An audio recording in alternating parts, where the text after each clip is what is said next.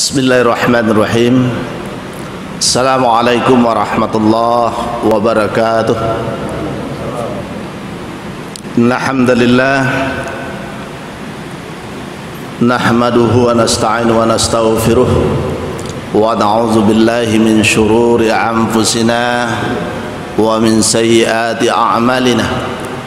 May yahdihillahu fala mudilla lahu wa may yudlil fala hadiyalah. Asyhadu an la ilaha illallah wahdahu la syarika lah wa asyhadu anna Muhammadan abduhu wa rasuluh sallallahu alaihi wasallam. Qala rabbi israh li sadri wa yassir li amri wahlul 'uqdatam min lisani yafqahu qawli. Pertama dan utama sekali kembali kita menguraikan atau menyampaikan rasa syukur kita kepada Allah Subhanahu wa taala di atas segala nikmat dan karunia yang Allah curahkan kepada kita bersama. Alhamdulillah, pada siang hari ini kita masih diberikan hidayah serta nikmat-nikmat yang lain sehingga kita dapat melaksanakan sholat zuhur berjamaah yang insyaallah Allah tetapkan pahalanya berlipat ganda daripada sholat sendirian. Anjuran kami kepada kaum muslimin dan muslimat, sekiranya ada yang terlambat dalam pelaksanaan sholat fardu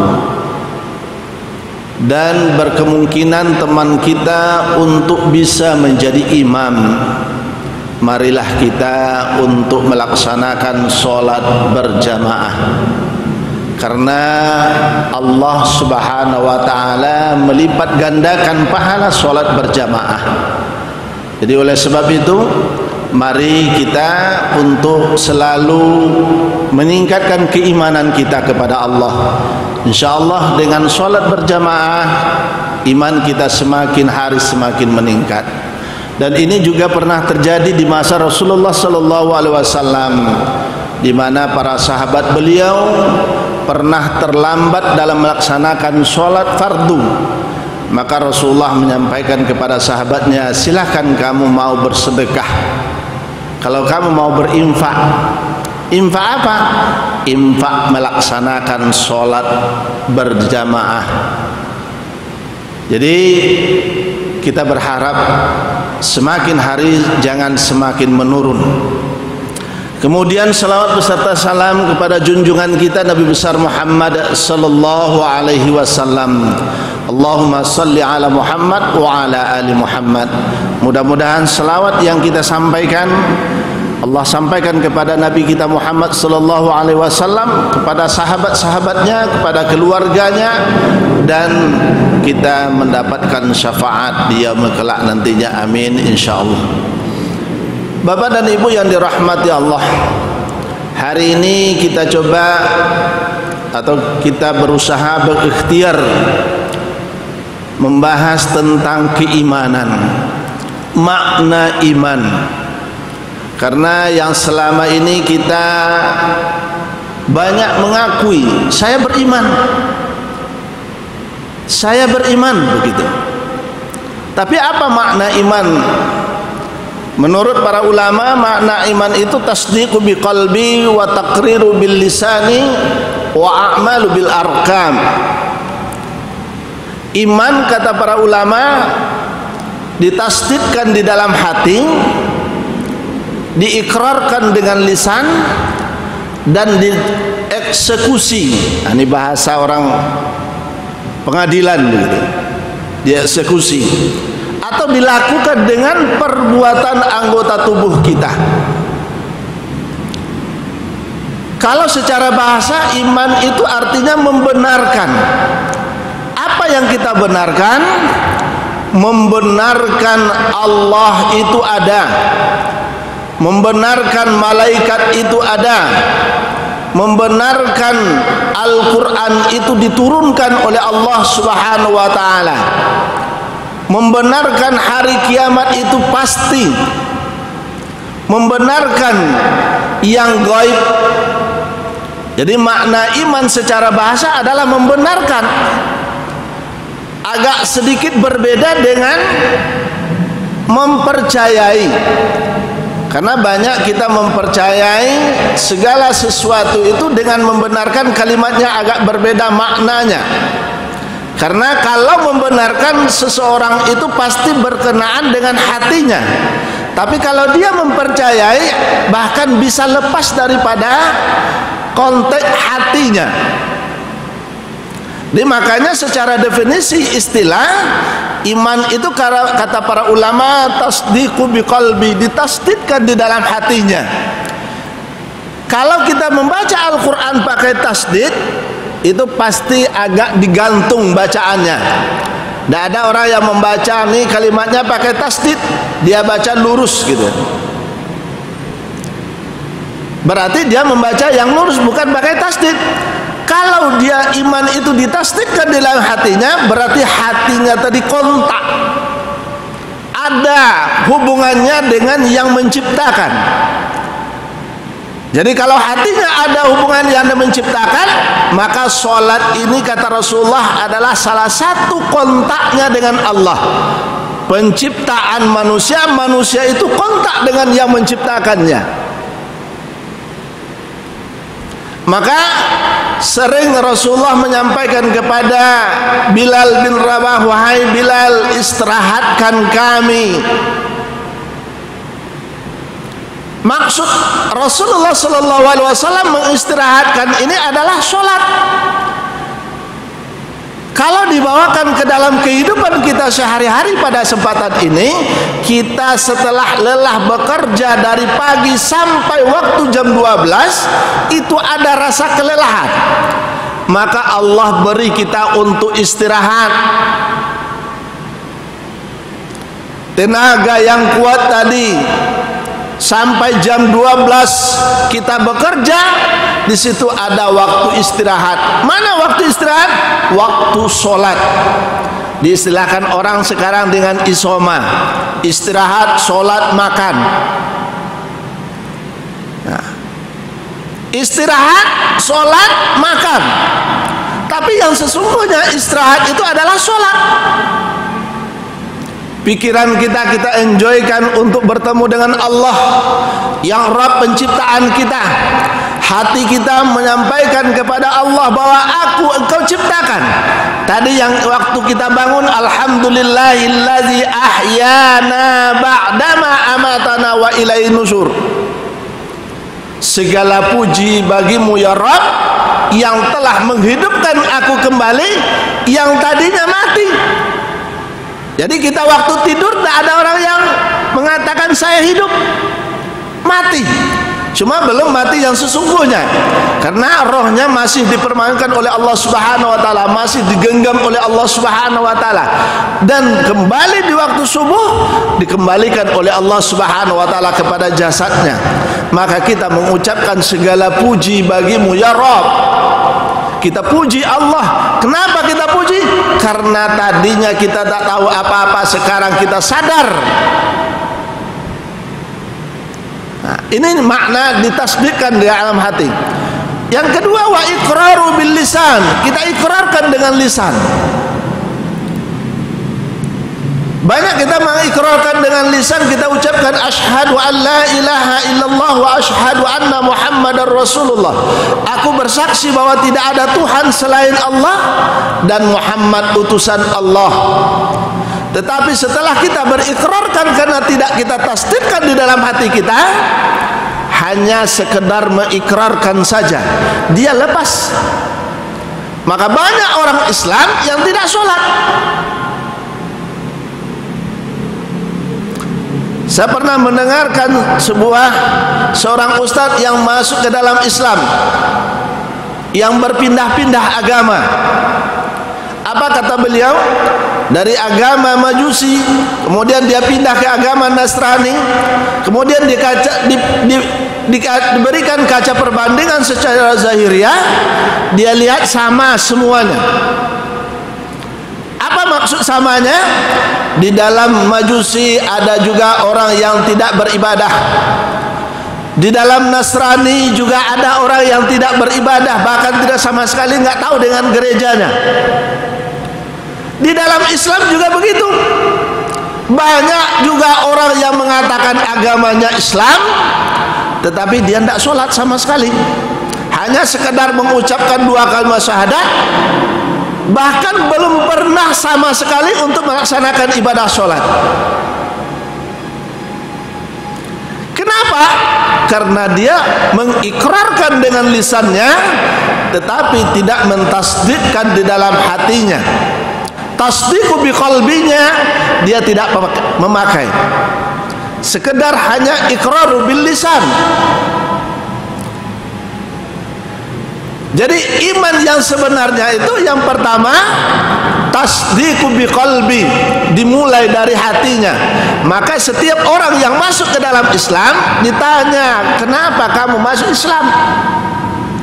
Saya masuk ke dalam Islam karena panggilan Allah. Berarti dia sudah mentasdikkan di dalam hatinya, dia tidak terpaksa. Sebab kalau dia masuk Islam karena terpaksa, akan berujung dengan sesuatu permasalahan. Banyak kita lihat, dia masuk Islam karena seorang wanita yang dia cintai. Setelah dia masuk ke dalam Islam, dia ucapkannya 2 kalimat syahadat, walaupun artinya dibaca, tetapi setelah selesai dia menikah mendapatkan seorang wanita, lalu di dalam itu dia kembali sedikit demi sedikit kembali kepada agamanya, karena hanya sekedar berikrar di dalam lidahnya, dia tidak mentasdikkan di dalam hatinya. Tetapi kalau dia sudah mentasdikkan di dalam hatinya, sekalipun dia nyawa tantangannya, maka dia akan menyatakan, baik saya berkalangkan tanah daripada saya kembali kepada agama asal saya. Maka itu yang diucapkannya. Kenapa? Karena tasdik di dalam hatinya tadi, dia menyatakan saya benar-benar untuk masuk ke dalam Islam karena Allah. Dan yang ketiga, Bapak dan Ibu yang dirahmati Allah, wa amalu bil arkam. Setelah dia ucapkan di dalam lidahnya, dia benarkan di dalam hatinya, kemudian karena dia punya anggota badan, karena amal tidak akan bisa dilaksanakan hanya semata saja, tetap akan melaksanakan, membawakan semua anggota tubuh kita. Maka ada amal itu dibagi beberapa macam. Ada amalan hati, ada amalan lisan, ada amalan anggota seluruh tubuh. Maka sholat salah satu adalah amalan seluruh anggota tubuh. Berniat kita ucapkan di dalam hati kita, maka tidak ada niat dilafazkan. Menurut para ulama tidak ada niat yang dilafazkan. Saya pernah mendengar ucapan seorang dokter Khalid Basalamah. Apa kata beliau? Bahwa usolli yang dibuat atau dicantumkan di dalam buku itu, kata beliau, adalah kepandaian para kawan-kawan yang pandai berbahasa Arab, tetapi membantu, bukan menyalahkan, membantu untuk hatinya mengatakan bahwa saya sholat zuhur 4 rakaat karena Allah, tidak menyalahkan, tetapi tidak ada dalilnya. Cuma hanya sekedar membantu, membawa pikiran kita kepada bahwa kita sedang melaksanakan sholat. Karena tanpa ada ikrar juga kita agak banyak yang melenceng. Kita sedang melaksanakan sholat, tetapi segala sesuatu bisa kita ingat di dalam sholat. Tetapi kalau kita bantu di dalam hal itu, beliau mengatakan bahwa ini adalah ikhtiarnya, usahanya seseorang ulama, seseorang untuk menyatakan bahwa dirinya sedang sholat, tetapi itu bukan niat. Yang dikatakan niat tadi adalah di dalam hatinya. Dia mulai dengan mengingat Allah Subhanahu wa taala, bahwa dirinya mulai dari ujung kakinya sampai ke ujung rambutnya, dia nyatakan kepada Allah bahwa saya akan melaksanakan sholat. Nah, jadi amalan itu dibagi kepada beberapa bentuk. Ada amalan lisan, ada amalan hati, ada amalan tubuh atau anggota tubuh kita. Sholat perlu ada gerakannya, karena sholat dicontohkan oleh baginda Rasulullah SAW. Sallu kama ra'aitumuni usalli, sholatlah kamu seperti aku sholat. Dan ini dicontohkan oleh para sahabat. Sahabat-sahabat Rasulullah diutus oleh Rasul ke daerah-daerah untuk menyampaikan bagaimana cara Rasulullah SAW melaksanakan ibadah sholat. Dan sampai hari ini kita juga berdasarkan petunjuk-petunjuk hal yang dibawakan oleh para ulama-ulama kita. Jadi kita mengikuti perintah sholat, kita melaksanakan sholat, bukan hal yang kita buat-buat. Rukuknya, sujudnya, ya, takbiratul ihramnya, bacaan-bacaan di dalam sholat bukanlah segala sesuatu yang kita buat, tetapi dicontohkan. Sahabat-sahabat Rasulullah diutus, seperti ke Yaman diutus, ke Mesir diutus para sahabatnya, bahkan sampai ke Indonesia, sampai kepada kita saat ini, buku atau kitab-kitab yang dibawakan oleh para sahabat dikarang oleh imam-imam kita atau ulama-ulama besar kita yang berkompeten di dalam melaksanakan hal yang demikian. Jadi oleh sebab itu Bapak dan Ibu yang dirahmati Allah, iman yang sebenarnya ada 3 tadi. Tasdiqu biqalbi, iqraru bil lisan, wa a'malu bil arkan. Tidak lepas dari ketiga ini. Kalau yang 3 ini lepas, maka iman kita akan terganggu, bahkan bisa rusak keimanan kita. Hanya saya sekedar mentasdikkan saja di dalam hati, saya tidak melakukan dengan perbuatan kita, belum lagi iman.